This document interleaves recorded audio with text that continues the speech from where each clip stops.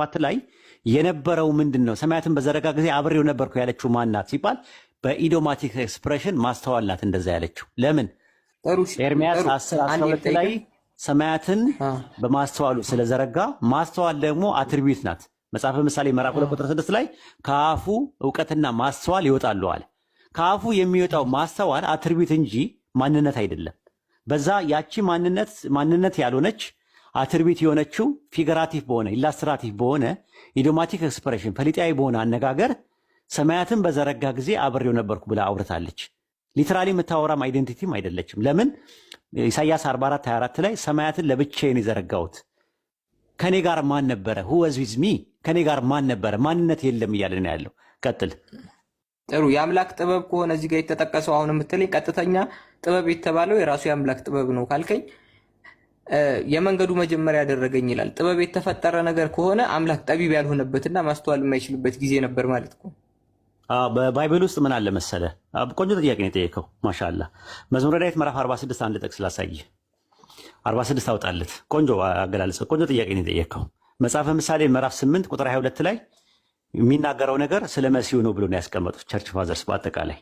ለምን በባይብል ውስጥ እዛው ላይ መጽሐፈ ምሳሌ ምዕራፍ 1 ቁጥር 5 ላይ ምሳሌና ትርጓሜ የሚል ነገር አለ። ምሳሌው ጥበብና ማስተዋል እንደሚያወሩ ተደርጎ መገለጹ ምሳሌ ያነጋገር ነው። ከዛ በኋላ ደግሞ ትርጓሜ አለ። በውስጥ ታዋቂነት የሚወጡ ነገሮች አሉ። መዝሙረ ዳዊት ላይ የእስራኤል ንጉሥ የዳዊት ልጅ ሰለሞን ምሳሌዎች ይላል። ይቅርታ መዝሙረ ዳዊት ምዕራፍ 46 አውጣለት። ቆንጆ ጥያቄ ነው የጠየቀው።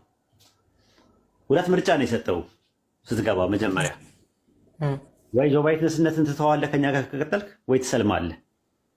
ጃዬ አንተ እስከ መጨረሻው ድረስ ግን እንዳትተው። ሁለት ምርጫ ነው የሰጠው ስትገባ። መጀመሪያ ጆ ባይትነሶች በጣም ስለሚያዳምጡ እልህ ስለሚይዛቸው እውነትን ማወቅ ስለሚበረብሩ እስከ መጨረሻው ከሄድ ትሰልማለህ ወይ ደግሞ ኤቲስት ትሆናለህ። ከሁለት አንዱ ነው ምርጫ ኢንሻአላህ። እሺ መዝሙረ ዳዊት ምዕራፍ 46 ቁጥር 1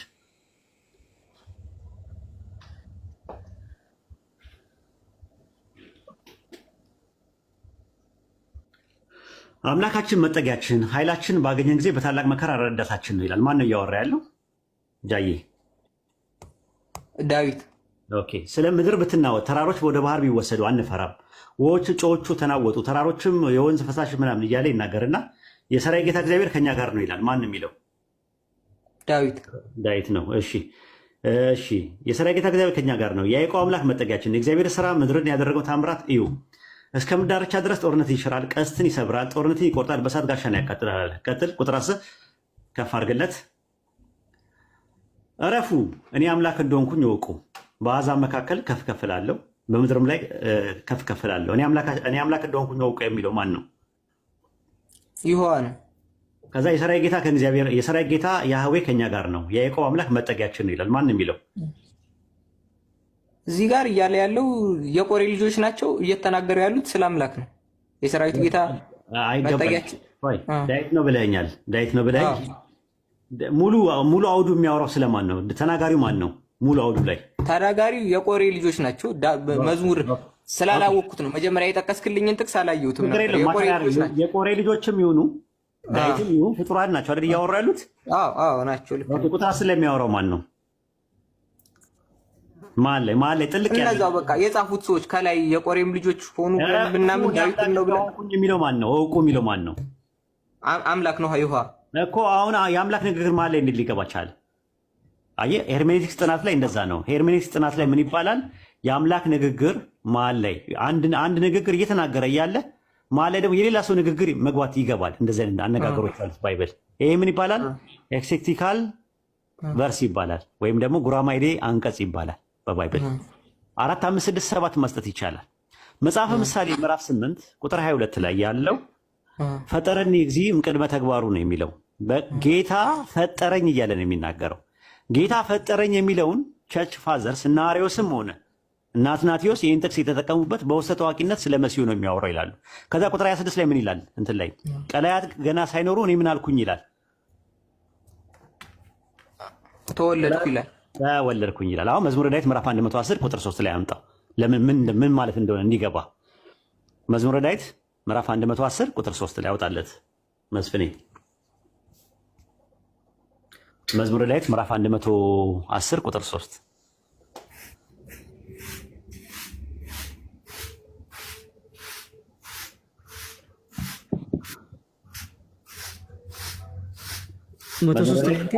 110 ቁጥር 3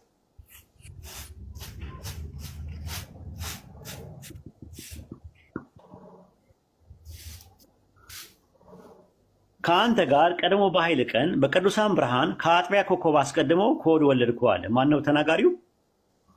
አምላክ። ከምን ወለድኩህ አለው? ከሆድ ወለድኩ። ወሆድ የሚለው እንግሊዝኛ ወምፕ ነው የሚለው። ግሪከኛው ግሪክ ሰብስጀንት ላይ ነው የምታገኘው። ከማዕፀን ወለድኩ። ይቅርታና ግን አሁን ይሄ መዝሙር 113 እኔ የምጠቀምበታለሁ ለአገልግሎት፣ ግን በየትኛውም ከአማርኛ ውጭ ማለት ነው በየትኛውም የመጽሐፍ ቅዱስ ክፍል አይገኝም። እዚሁ ላይ ያለውን ሁላ ኪንግ ጄምስ እስኪ እንግሊዝኛውን እስኪ ያውጣው። እንግሊዝኛውን እስኪ እዚሁ ላይ ሳይወጣ እዚሁ መጽሐፍ ቅዱስ ላይ እስኪ እንግሊዝኛውን ያውጣው። እንግሊዝኛዎች አሉ፣ ላውጣልህ። ቆይ ተረጋግተህ። እሺ የኤንአይቪ ላይ የለም፣ ኪንግ ጄምስ ቨርሽን ባይብል ላይ የለም፣ ግን ግሪከኛው ላይ አለ። ግሪከኛው ላይ አለ። ግሪክ ነው። ግሪክ ደግሞ ይቀድማል ከማሶሬት። የለም ግሪከኛውም ላይ የለም። ግሪክ ሰብትጀንት ላይ አለ። ላሳይህ ወይ እኔ እንጃ የምታመጣውን እንትን ግን የግሪክ ቅዱሳን መጽሐፍትም ላይ የለም አለ። ግሪክ ብሉይ ኪዳን ላይ ግሪክ ሰብትጀንት የሚባል የለም። ሰባው ሊቃናት የሚባሉ አለ፣ ግን ይሄ ሰባ ሊቃናት ላይ አይገኝም እኮ ነው። እኔም ይገኛል። ይኸው ቆይ ላውጣልህ። እኔ እሱን ማውጣት እችላለሁ። አይ ቲንክ መዝሙረ ዳዊት አንድ ላውጣልህ። ታገሰኝ። መጽሐፈ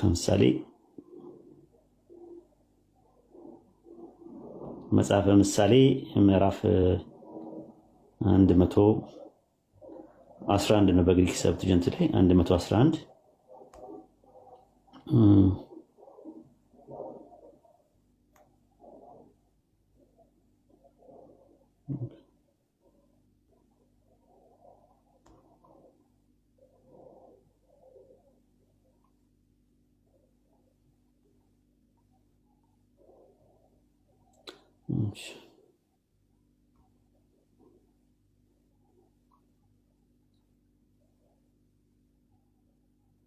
እንትን መስፋት እችላለሁ እኔ። አድሚን ካላችሁ አስፉኝ፣ ላሳየ ላውጣለት።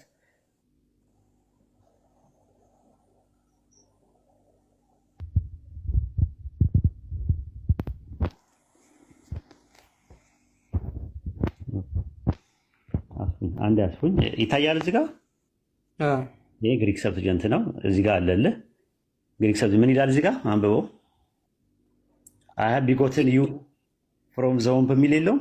ከማፀን ወለድኩ ቢፎር ዘ ሞርኒንግ ኦፍ ዘሚላ ታንቀሳቅስልኝ። አይ ሃቭ ቢጎትን ዩ የለም። አይ ሃቭ የሚል እኮ አይ ሃቭ ይኸው እዚህ ጋር አይ ሃቭ ቢጎትን የሚል የለም። እዚህ ጋር ይታያል። አይ ሃቭ ቢጎትን ዚ ይላል። የኦል እንግሊሽ ነው። ዚ ማለት ዩ ማለት ነው። ፍሮም ዘ ወምፕ ይላል። ቢፎር ዘ ሞርኒንግ አይልም። ከአጥቢያ ኮከብ አስቀድሞ ከሆድ ወለድኩ የሚል የለም ይላል። አሁን አንተ ያዝከው ጽሁፍ ላይ ይላል፣ ግን ሰባ ሊቃናትም ላይ ኪንግ ጄምስም ላይ አውጣው። ይኸው ግሪክ ሰብትጀንት ነው። ይታያል። ሰብትጀንት ነው። ሰብትጀንት ይላል። ግሪክ ሰብትጀንት ነው ያወጣው። አንተ ደግሞ ግሪክ ሰብትጀንት ከዚህ ሌላ የለም ካለ አውጣና አሳየኝ። የለም ማለት ማስረጃ አምጣ።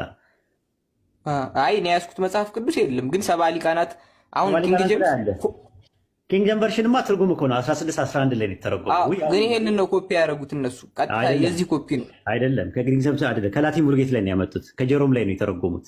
ከ382 ላይ ጄሮም ላቲን ቡልጌት ካዘጋጀው ላይ ነው የተረጎሙት። 16 11 ላይ ኪንግ ጄምስ ቨርሽን ባይብል የሚባለው ከግሪክ ሰብትጀንት ላይ። አይ እኔ እንደ እንትን መጽሐፍ ቅዱስ ላይ እንደሌለ ስለማቅ ነው እንጂ ሐሳቡ የምቃወሙ ሐሳብ ላይ የማሶሬት ላይ የለም።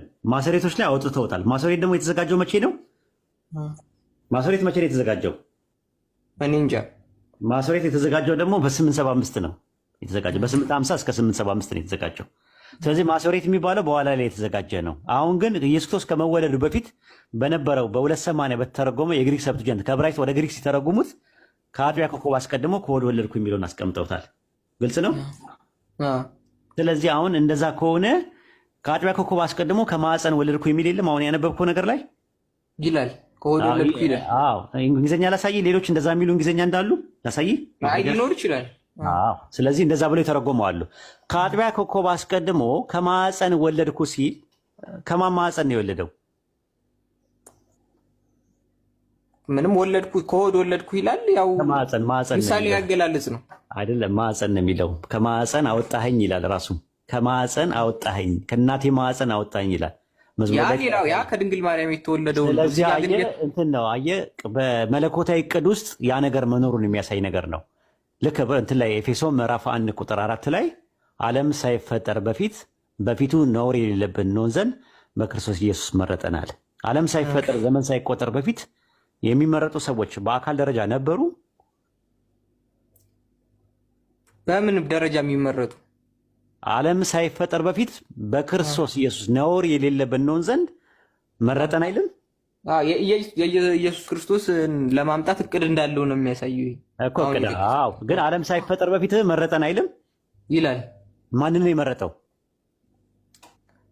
ያው ኢየሱስ ክርስቶስ መምጣቱ የእኛን መሳብ አይደለም።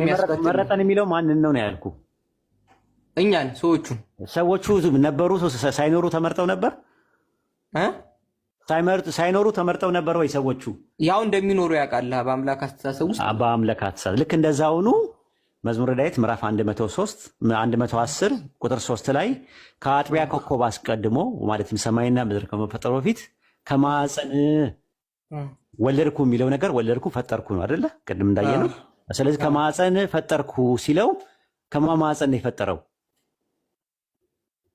ከሆድ ነው የሚለው። ከሆድ ወለድኩ ማፀን ወንፕ ይላል እንግሊዝኛው ላይ። ሆድ ማለት ራሱ በግዕዝ ቃል ከርስም ሆድም ማፀንን ነው የሚያመለክተው። ለምሳሌ መዝሙረ ዳዊት ምዕራፍ 22 ቁጥር 1 ላይ ከእናቴ ሆድ ጀምረህ አንተ አምላኬ ነህ። ከእናቴ ሆድ ጀምረህ። አይ ችግር የለውም እንደዛም ቢሆን። ሆድ የሚለው ማንን ነው? ሆድ የሚለው ማንን ነው? ራሱን። ማንን? ራሱን አምላክን በምሳሌያዊ መንገድ ነው እዚህ ጋር እየገለጸ ያለው እንጂ አምላክ እጅ ግስ ስላለው አይደለም። አይን እንዳለው ይናገራል፣ እጅ እንዳለው ይናገራል መጽሐፍ ቅዱስ። ማዕፀን የሚለው አምላክን ስለመሆኑ ማስረጃ ስጠኝ። እኔ ማርያምን ነው ብዬ አስቀመጥኩኝ። የማርያምን ከሆነ እንዴት ዓለም ከመፈጠሩ በፊት ከመፈጠራቸው በፊት እንዴት ከሆዱ ይወልዳል? ወልደሃለሁ እኮ አይደለም ያለው፣ ወለድኩህ ነው ያለው። ወልደሃለሁ እኮ እንደዛ እኮ ነው። ዕብራውያን ማን ነው? ኤፌሶን 1:4 ላይ እኮ የሚለው እመርጣለሁ አይደለም ያለው፣ መረጠን ነው የሚለው አይደል እንዴ? አዎ እሱ ያማ ተመረጥክ፣ ችግር የለውም። መመረጥ እኮ ችግር የለውም። መመረጥ አሁን ለምሳሌ መመረጥ እኔ አሁን ገና ልጅ ሳልወልድ ቆይ ስማኝ፣ ለሁለተኛ ልጅ ያለ ነገር ነው የመረጠው? ያለን ነገር ነው ዓለም ሳይፈጠር በፊት የመረጠው ወይስ የሌለ ነገር ነው የመረጠው?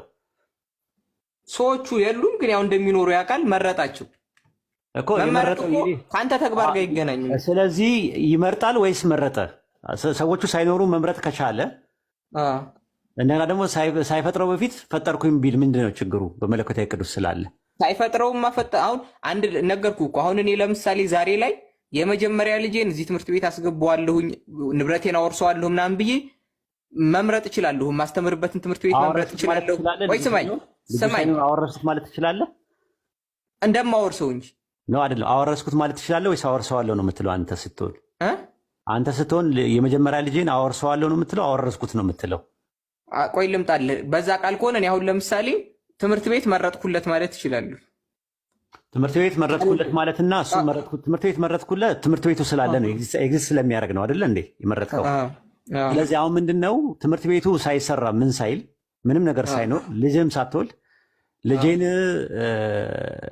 ምንድነው መረጥኩት ወይም ደግሞ መረጥኩለት ትምህርት ቤት መረጥኩለት ማለት ትችላለህ? ልጁ ሳይኖር? አዎ እችላለሁ።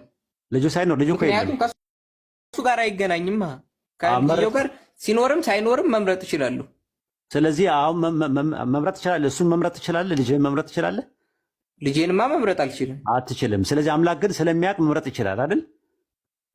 እሱ ሳይወልድ ወለድኩ ካለ እየዋሸ ነው ማለት ነው። እየዋሸ አይደለም። ሳይመርጥ መረጥኩኝ ካለ እንዴት እየዋሸ ነው ብለህ መርጧል። መምረጥማ ይቻላል እኮ አልኩ። ልጄን ሳልወልድ ወለድኩ። ያልነበረ ነገር እንዴት ይመረጣል?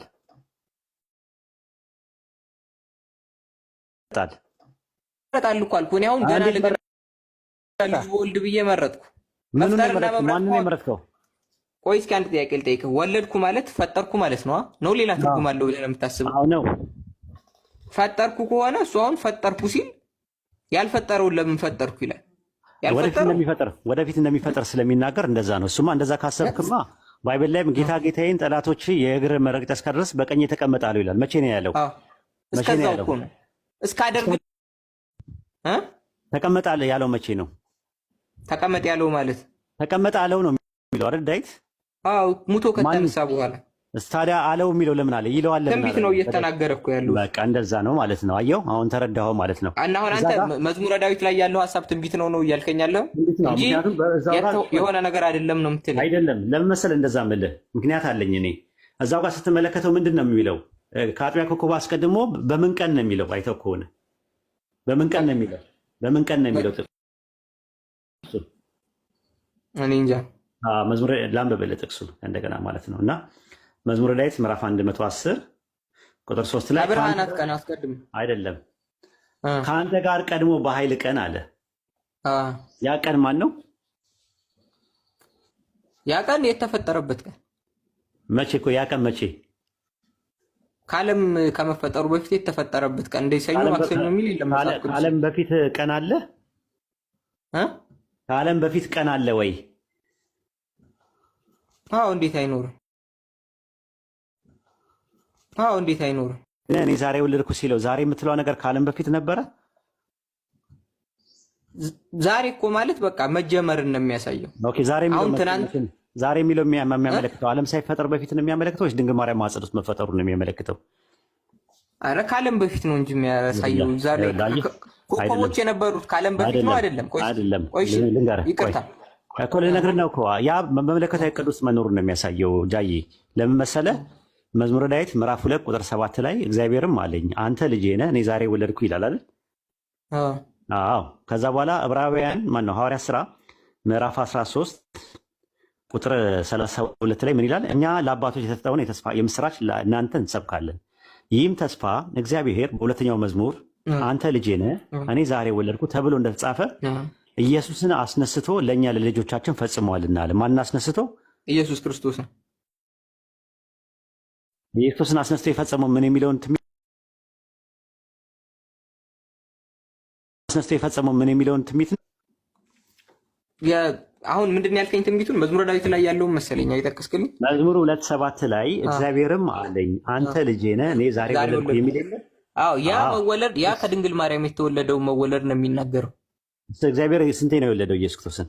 ሁለት ውልደት አለው ብለው ነው የሚያምኑት ኦርቶዶክሶችም ሌሎችም። ስለ ኦርቶዶክስ አይደለም። እግዚአብሔር ኢየሱስን ስንቴ ነው የወለደው ነው? ሁለት ጊዜ። ሁለት ጊዜ ነው የወለደው? አዎ።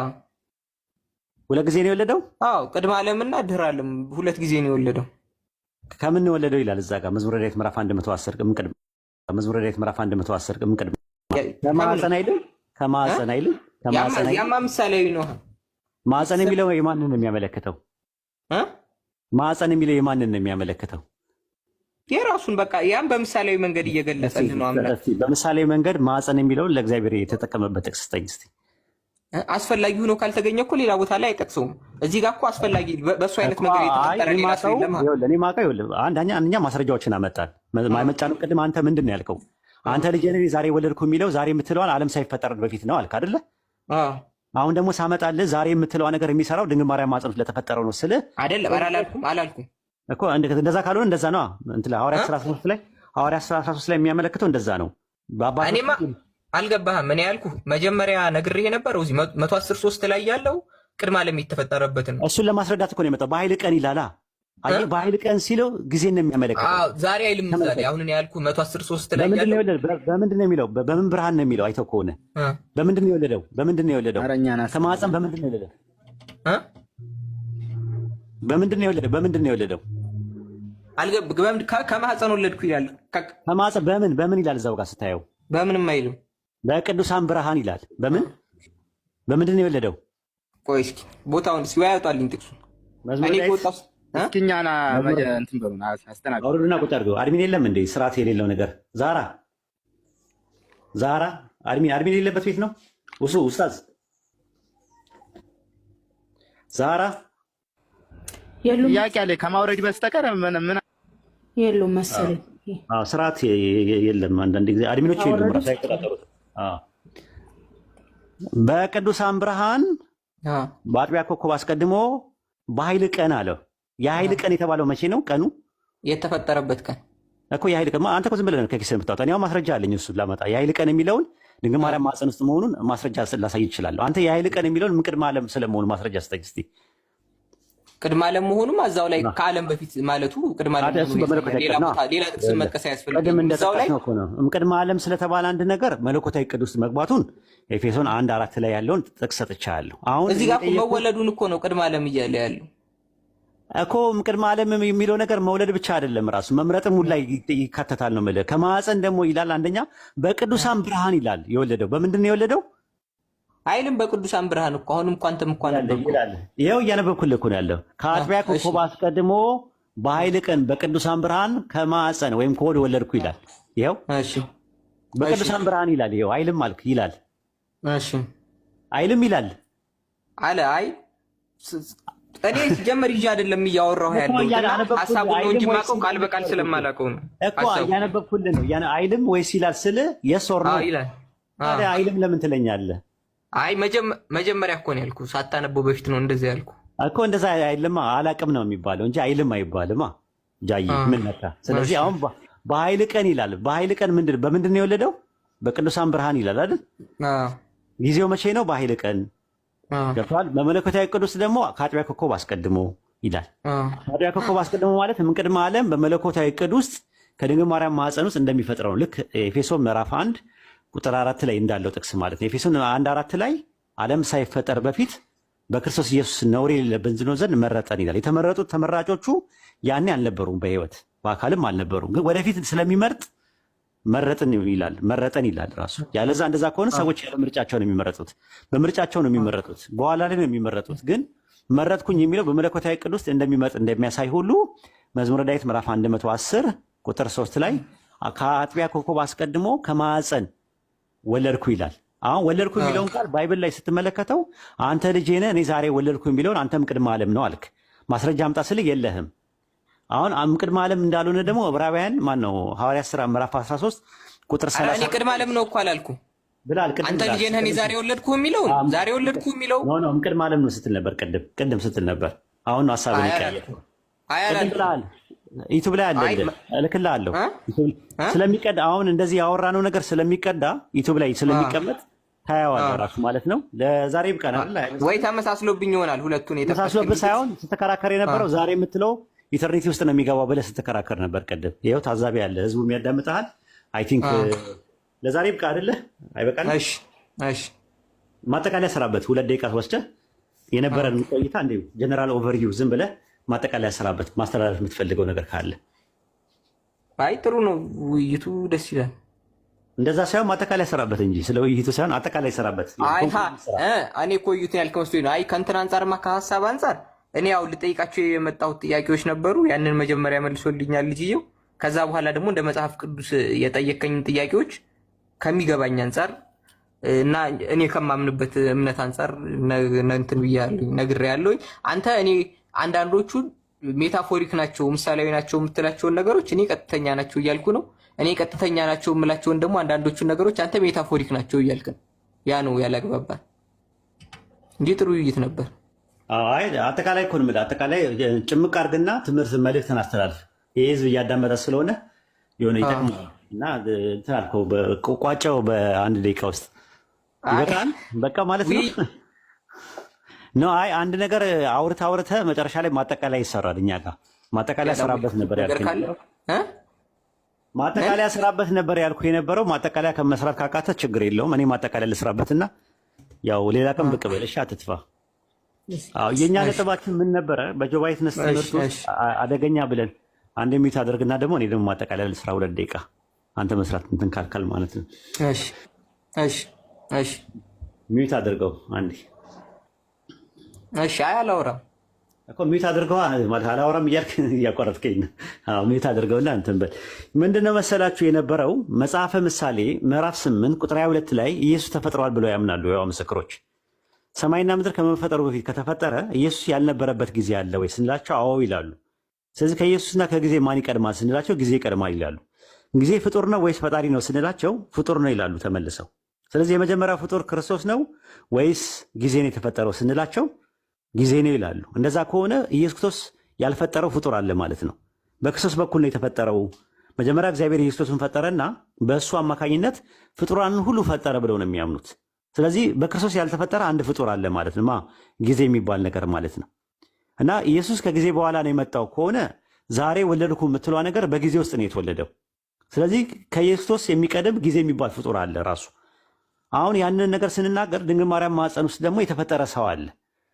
ድንግል ማርያም ማኅፀን ውስጥ የተፈጠረው ሰው እና ከመጀመሪያ ዓለም ሳይፈጠር የተፈጠረው ሁለቱን ሰዎች የመጀመሪያው የት ገባ ለሚለው መልስ አልሰጠኝም። አይታችሁት ከሆነ አንዴ ተለወጠ ይላል፣ አንዴ ተዋሃደ ይላል፣ አንዴ አብሮት ነበር። የተለያየ ነው መልስ የሚሰጠው። ምክንያቱም ጥያቄው ከባድ ስለነበረ ነው። መጀመሪያ የተፈጠረው ፍጡር መንፈሳዊ ፍጡር ሰማይና ምድር ከመፈጠሩ በፊት የተፈጠረው ፍጡር የት ገብቶ ነው? ይሄ ሁለተኛው ላይ ሁለተኛው አዳም ተብሎ ድንግል ማርያም ማኅፀን ውስጥ የተፈጠረው ፍጡር ከየት መጣ ነው ፖይንታችን የነበረው። ያንን ጆቫ ዊትነሶች መቼም አይመልሱትም። እርግጠኛ ነኝ እንቅልፍ አተኛም ዛሬ በጣም እርግጠኛ ሆኜ የምነግርህ ማለት ነው። ምክንያቱም ለምንድን ነው ይሄ ጥያቄ የማታስበው ጥያቄ ነው። ሶስተኛ ነገር ደግሞ ምንድን ነው ኢየሱስ ሲሞት ሙሉ አካሉ ነው የሞተው። ሙሉ ኢየሱስ የሞተው የተነሳው ሌላ ኢየሱስ ነው። መንፈሳዊ ፍጡር ሆኖ የተነሳ ሌላ ኢየሱስ አለ። ማመራመር ማን ነው የዘላለም መኖር የሚባለው መጽሐፍ ላይ ያ የሞተ አካል አይነሳም። በእናንተ ትምህርት የሚነሳው ሌላ አካል ነው የሚነሳው።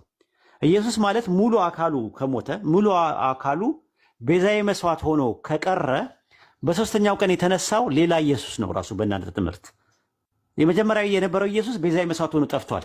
አንዳንዶቹ ወደ ጋዝነት ተቀየረ የሚል አለ መጠበቂያ ገንብ ላይ። እሱንም ወደፊት ኢንሻአላህ እናወራበታለን። መጀመሪያ የነበረው ኢየሱስ የት ገባ? ራሱ የሞተው መጀመሪያ የሞተው ኢየሱስ ቤዛዊ መስዋዕት ሆኖ ቀርቷል። የተነሳው ኢየሱስ ተነሳ የሚባለው ኢየሱስ የትኛው ነው? መንፈሳዊ አካል ሆኖ የተነሳው ፈጥሮት፣ ሌላ ደግሞ የተነሳ ኢየሱስ አለ።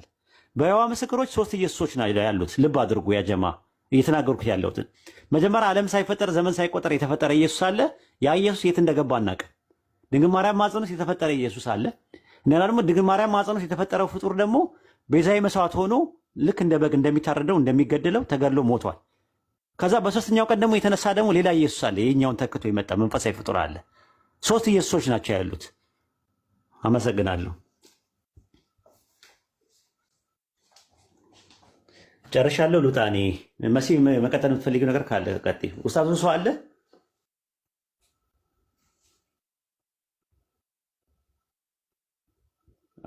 መሲ አለሽ? ሰላም አለይኩም።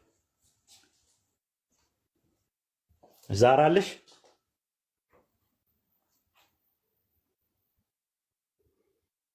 ልውጣ እኔ።